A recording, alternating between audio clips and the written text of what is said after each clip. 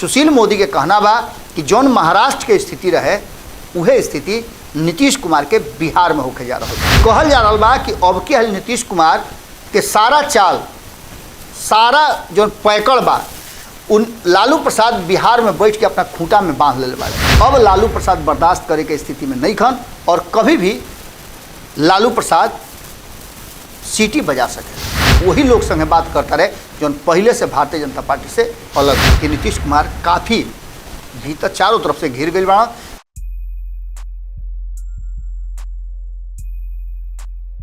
चुनवा दी ख्वाहिश पत्थर के दीवार में, चुनवा दी ख्वाहिश पत्थर के दीवार में, सपना के सौदागर बाड़े सियासी बाजार में, सपना के सौदागर बाड़े सियासी बाजार में। लोकतंत्र जिंदाबाद, लोकतंत्र जिंदाबाद खाली बात और व्यवहार में, लोकतंत्र जिंदाबाद खाली बात और व्यवहार में। केकरा आगे हाथ फैलाई, केकरा आगे हाथ फैलाई छद्म संसार में।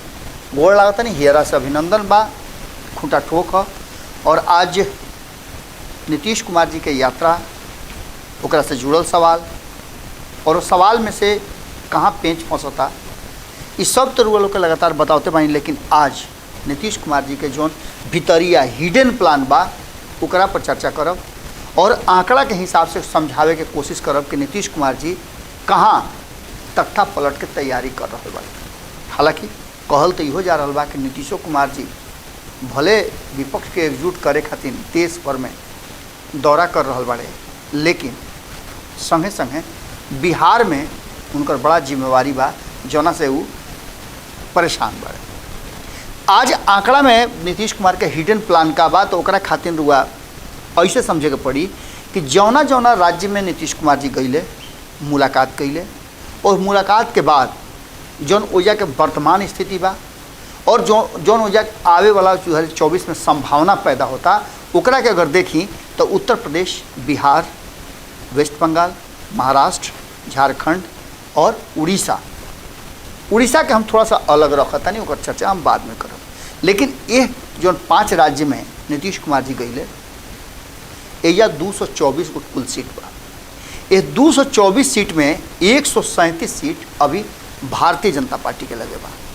तो एक के 224 में 137 के अगर घटा दी तो रुआ भी का बाँचता तो रुआ भी बाँचत रुए जो शेष सीट उकरा के अलग रख दी। लेकिन ये सब में यह 224 में यदि 50% के आंकड़ा नीतीश कुमार जी छू लेता रहे तो रुआ ये समझ ली कि अभी वर्तमान में जो सीट बा भारतीय जनता पार्टी के छोड़ के अन्य लोग के पास उस सीट के संख्या जौन बा ओकरा के अगर 137 सीट में 224 में से 137 अगर घटा दी तो घटैला के बाद रुआ कुल जौन सीट भेटाता ओकरा के 50% यानी 224 में 50% कर दी।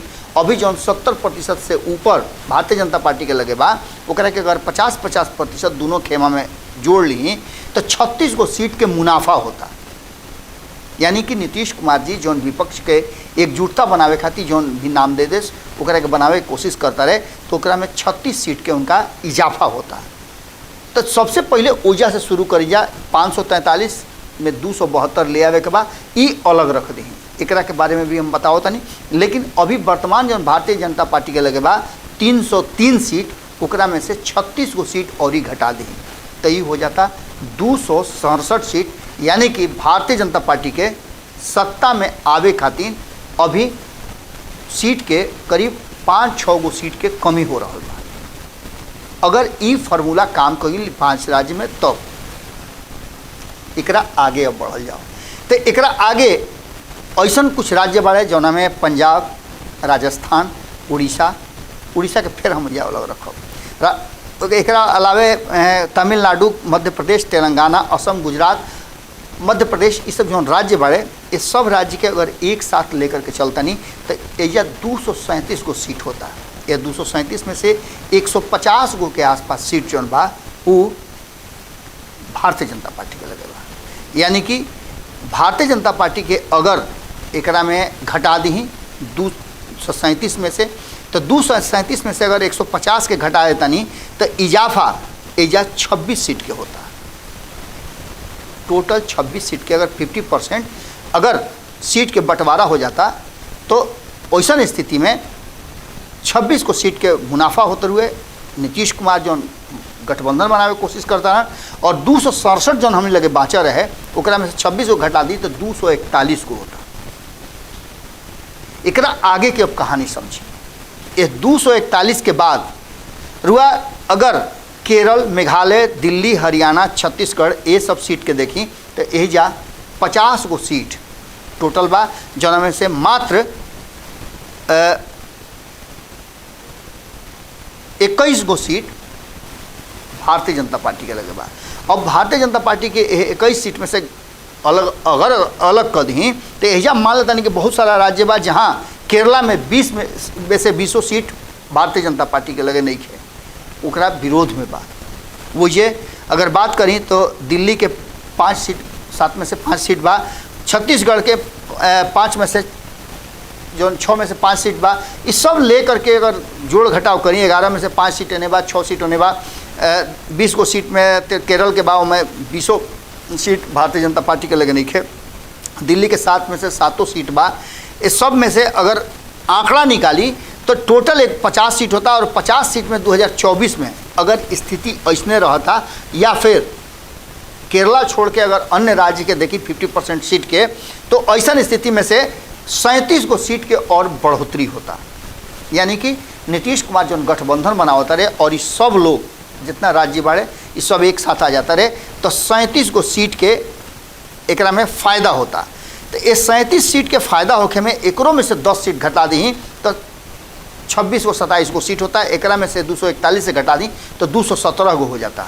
अब 217 में से जो विशेष बाँचल राज्य बाड़े ओकरा में से 11 गो सीट घटा दी या 15 गो सीट घटा दी भारतीय जनता पार्टी के जो ना आई तो 200 के आंकड़ा पहुंच जाता। और यही जे नीतीश कुमार जी के जो हिडन प्लान बा ओकरा में 303 सीट में सबसे पहले 100 से ऊपर सीट अपना हाथ में लेवे के प्लान रचा गई बा।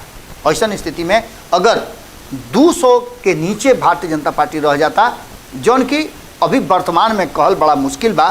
कर्नाटक के चुनाव परिणाम के लेकर के वजह से जौन एग्जिट पोल आयल बा ओकरा आधार पर ये बात कहल जा रहा बा कि केंद्र में भी लगभग यही तरीका के रिजल्ट हुई, कारण कि बाकी सब दल एक साथ हो जाए हैं तब।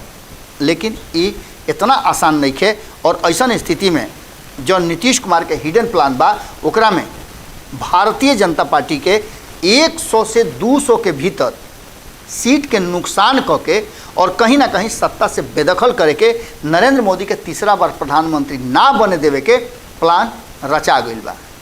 ये नीतीश कुमार के हिडन प्लान बा और एकरा पर काम भी शुरू हो गई बा। लेकिन हम बार बार रुआ लोग से उड़ीसा के अलग रखे के बात करनी है। जब रुआ लोग खबर सुनत है नहीं तब उड़ीसा में नीतीश कुमार से मुलाकात के ठीक एक दिन बाद नवीन पटनायक दिल्ली पहुँचले और प्रधानमंत्री नरेंद्र मोदी से उनका बातचीत हुई।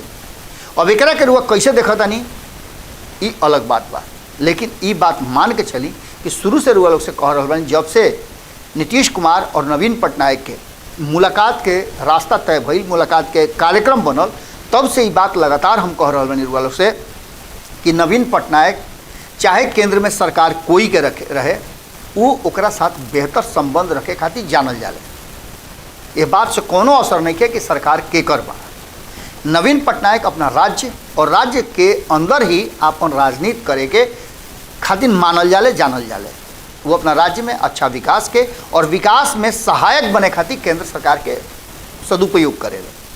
ओकर नीति होखे, ओकरा द्वारा दिहल गई अनुदान होखे, ओकरा द्वारा दिहल गई योजना होखे, ये सारा चीज़ नवीन पटनायक बड़ा शांतिपूर्ण ढंग से डिमांड करके ले लेवे।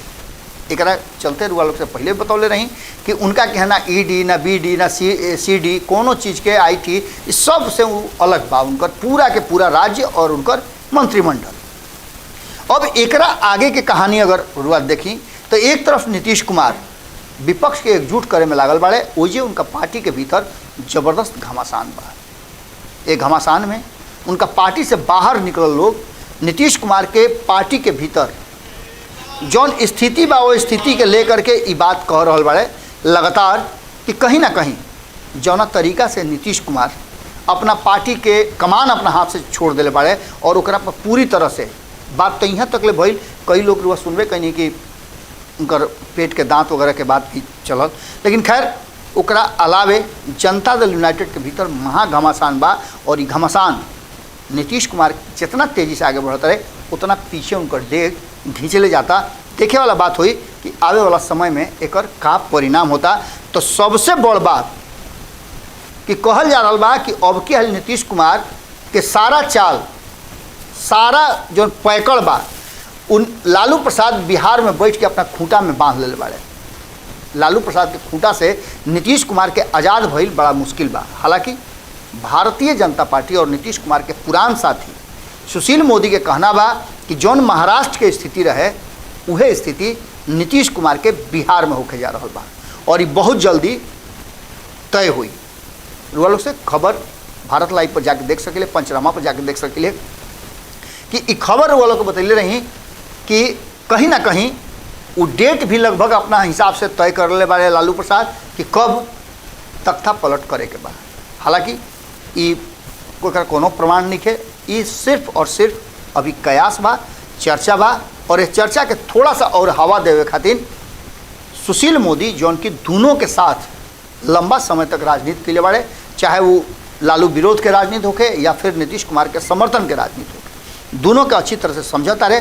उनका कहना बा कि अब लालू प्रसाद बर्दाश्त करे के स्थिति में नहीं खन और कभी भी लालू प्रसाद सीटी बजा सके और उनका सीटी बजाते, व्हिसिल बजाते बिहार में सत्ता परिवर्तन संभव बा।